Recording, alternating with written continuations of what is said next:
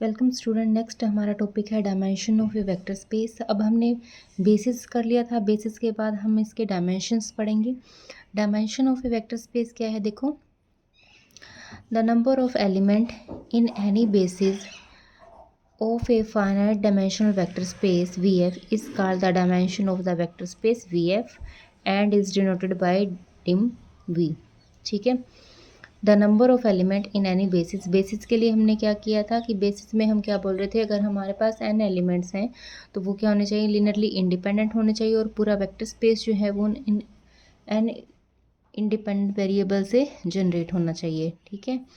तो हमारे पास अब क्या है, the number of element in any basis of a finite dimensional vector space. कोई भी वेक्टर स्पेस जो कैसा है, फाइनाइट डायमेंशनल वेक्टर स्पेस है, ठीक है, तो उसकी बेसिस में नंबर ऑफ एलिमेंट जो होंगे वो उसके डायमेंशंस को क्या करेंगे, रिप्रेजेंट करेंगे। उन्हें हम क्या बोलते हैं, dimension of a vector space. ठीक है। जैसे हम बोल रहे हैं if n is the number of element in any basis of v then dimension of v equals to n। अगर v की बेसिस में n नंबर ऑफ एलिमेंट्स हैं तो उसकी हम डायमेंशन क्या बोलेंगे, n बोलेंगे। ठीक है। इस टाइप से हमने डायमेंशन को डिफाइन करना है। अब डायमेंशन के अकॉर्डिंग और भी पॉइंट्स आ जाते हैं। इसमें हमने क्या बोला था कि वेक्टर स्पेस जो होगा वो फाइनाइट डायमेंशन का होना चाहिए। ठीक है। अगर वो फाइनाइटली डायमेंशन है, डायमेंशनल वेक्टर स्पेस है, तो उसकी बेसिस में फाइनाइट नंबर ऑफ एलिमेंट होंगे। सिमिलरली अगर मान लीजिए हमारे पास कोई वेक्टर स्पेस ऐसा है जो फाइनाइट डायमेंशनल नहीं है तो उसे हम क्या बोलेंगे, इनफाइनाइट डायमेंशनल वेक्टर स्पेस। ठीक है।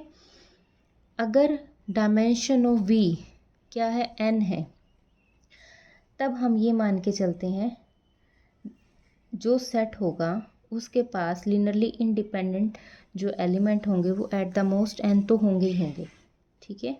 और जो ज़ीरो स्पेस होता है, डायमेंशन ऑफ ज़ीरो स्पेस वो क्या रहेंगे, ज़ीरो रहेंगे, क्योंकि उसकी बेसिस में एलिमेंट क्या हो जाएंगे, ज़ीरो हो जाएंगे।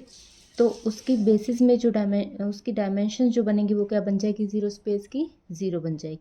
ठीक है।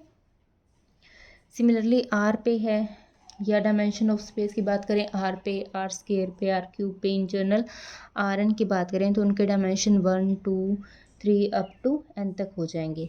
इसी टाइप से हमारे पास नेक्स्ट थ्योरम है इसकी, every linear independent subset of a finitely generated vector space VF can be extended to form a basis of V।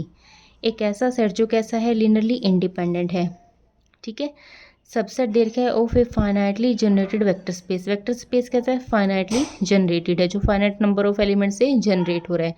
Can be extended to form a basis of V, उसे हम extend कर सकते हैं vector space की basis के लिए। ठीक है। और स्टेटमेंट ऐसे भी आ सकती है, if V is a finitely generated vector space, V अगर आपके पास क्या फाइनाइटली जनरेटेड वेक्टर स्पेस है, and V1 V2 VR is linearly independent subset of V। ये आपने कोई सबसेट लिया जो कैसा है, लीनियरली इंडिपेंडेंट है, then it can be extended to form a basis of V। तो इस सेट को आप एक्सटेंड कर सकते हो V की बेसिस बनाने के लिए। तो देखिए इसका प्रूफ हम कैसे करेंगे, if this set V1 V2 VR spans V,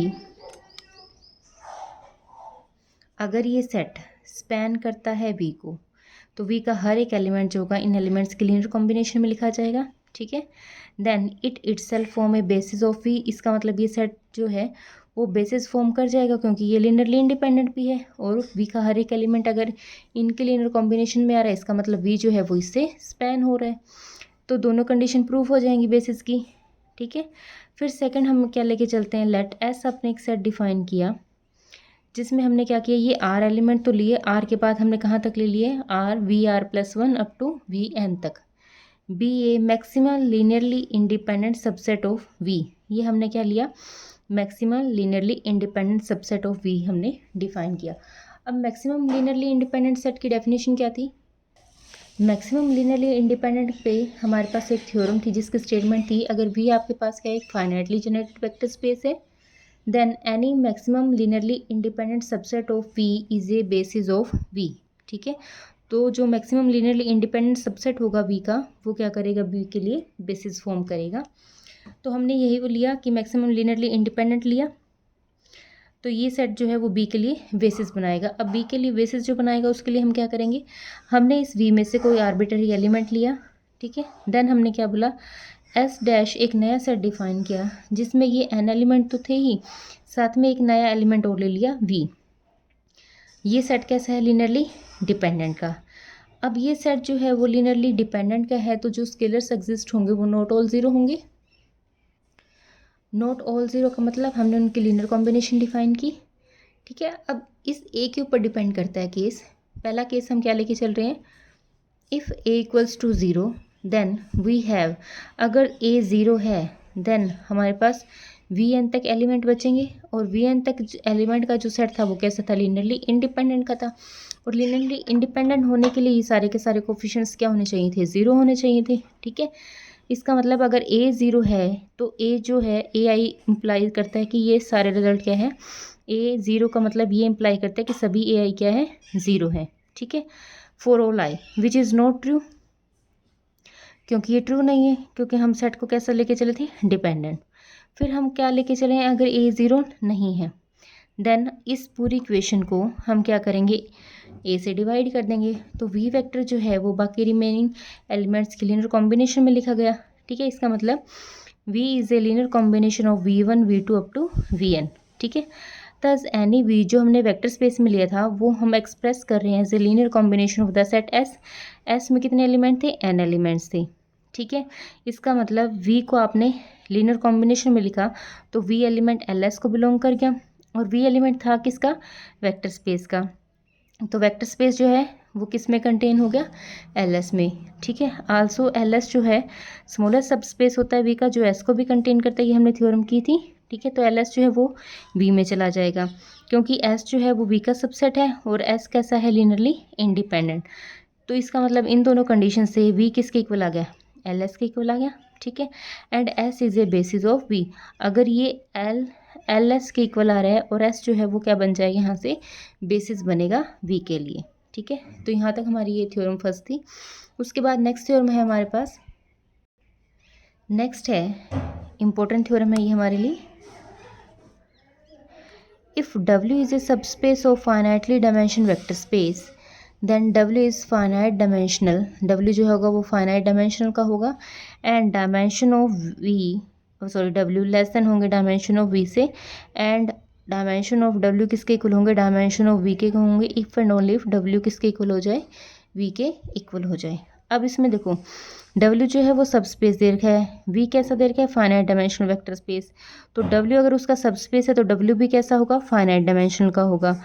अब जो सब स्पेस के डायमेंशन है वो always less than equal to रहेंगे डायमेंशन ऑफ सब स्पेस से, ठीक है। और आल्सो हमें इसे इक्वल प्रूव करना है, कब इक्वल प्रूव करना है, जब दोनों क्या हो जाएंगे, इक्वल। तो इक्वालिटी प्रूव करने के लिए हम क्या करेंगे, देखो अब इसे प्रूव करने के लिए सबसे पहले हम क्या करेंगे, देखो जो भी वेक्टर स्पेस डिफाइन कर रखा है उसके डायमेंशन हमें n दिख रहे हैं, मतलब उसकी बेसिस में एलिमेंट कितने हैं, n एलिमेंट है, ठीक है। एंड एस आपने एक डिफाइन किया जिसमें W1 W2 up to Wm be a linearly independent subset of W। ऐसा आपने एक सबसेट लिया जो सबसेट किसका है, W का है, ठीक है। Then S is also linearly independent in V। अगर S आप सबसेट W का ले रहे हैं और W को हम सबस्पेस बोल रहे हैं V का, तो ये जो S है वो सबसेट किसके लिए होगा, V के लिए भी होगा, और ये कैसा होगा, लीनियरली इंडिपेंडेंट, ठीक है। यहाँ से हम क्या बोल रहे हैं, M जो है वो लेस देन इक्वल टू होगा N से। अब S के अंदर कितने हैं, M एलिमेंट हैं, और V के अंदर हम कितने लेके चले हैं, N की, ठीक है। तो M जो है वो लेस देन इक्वल टू होगा N के, बाय किससे, थ्योरम का रिजल्ट क्या है, देखो if V is generated by n element then any subset containing more than n element is linearly dependent. ये हमारे पास एक थ्योरम थी, अगर V है जो n एलिमेंट से जनरेट हो रहा है then any set containing more than n element, अगर कोई सेट n से ज़्यादा एलिमेंट कंटेन करता है तो वो सेट कैसा होगा, लीनियरली डिपेंडेंट का होगा। फिर नेक्स्ट हमारे पास क्या है, मैक्सिमम लीनियरली इंडिपेंडेंट के लिए। Now every maximum linearly independent subset of W contain not more than n elements, and we know that know that maximal linearly independent subset is a basis. अब क्योंकि हमने M को क्या लिया है, N से लेस लिया है या इक्वल लिया है, इसका मतलब ये जो सबसेट हम बोल रहे हैं जो मैक्सिमम लीनियरली इंडिपेंडेंट है उसके पास एन से ज़्यादा एलिमेंट नहीं है, ठीक है, और वो सेट कैसा है, लीनियरली इंडिपेंडेंट का है और वो बेसिस बनाएगा। इसका मतलब every basis of W contain less than n element that is dimension of W क्या होंगे, less than equal to dimension of V, ठीक है। तो जो बेसिस होगी डब्ल्यू की वो क्या करेगी, कंटेन करेगी less element, contain less than n elements. W की जो बेसिस में होंगे वो इस एन से क्या होंगे, नंबर ऑफ एलिमेंट क्या होंगे, लेस होंगे, ठीक है। तो ये तो हमने फर्स्ट प्रूफ किया इसका। अब हमने क्या करना है, दोनों के डायमेंशन इक्वल प्रूव करने हैं। दोनों के डायमेंशन इक्वल प्रूव कब करेंगे, जब दोनों सब स्पेस क्या होंगे, इक्वल होंगे। तो हम क्या लेके चल रहे हैं कि लेट डायमेंशन ऑफ डब्ल्यू किसके इक्वल है, डायमेंशन ऑफ वी के इक्वल है। इसका मतलब S1 हमने डिफाइन किया जिसमें m एलिमेंट थे और जो बेसिस थी किसके लिए, W के लिए, ठीक है। देन ये जो सेट हम लेके चले अगर ये बेसिस है तो ये लीनियर इंडिपेंडेंट भी होगा W के लिए, ठीक है, और ऑल्सो ये V के लिए भी लीनियरली इंडिपेंडेंट होगा। क्यों, क्योंकि W जो है वो सब स्पेस किसके है, V के लिए है, ठीक है। इसका मतलब डायमेंशन ऑफ V जो है वो किसके इक्वल आ गए, M के इक्वल आ गए, और m नंबर ऑफ एलिमेंट किस में थे, सेट S1 में थे। इसका मतलब S1 जो है वो V के लिए भी बेसिस फॉर्म कर जाएगा। इसका मतलब V जो है वो किसके इक्वल आ जाएगा, जनरेटिंग सेट ऑफ S1 के इक्वल, ठीक है। बट W जो है वो किसके इक्वल है, जनरेटिंग सेट ऑफ S1 के इक्वल है, क्योंकि W का हर एक एलिमेंट जो है वो इनके लिए कॉम्बिनेशन में लिखा जाएगा, ठीक है। अब ये दोनों ही इक्वल आ रहे हैं, इसका मतलब V किसके इक्वल होगा, W के इक्वल होगा। कन्वर्सली अगर इफ़ हम क्या लेके चलें, V किसके इक्वल लेके चलें, W के इक्वल लेके चलें, इसका मतलब हम ये बोलेंगे वहाँ पे कि V जो है वो किस में कंटेन हो रहा है, W में, ठीक है।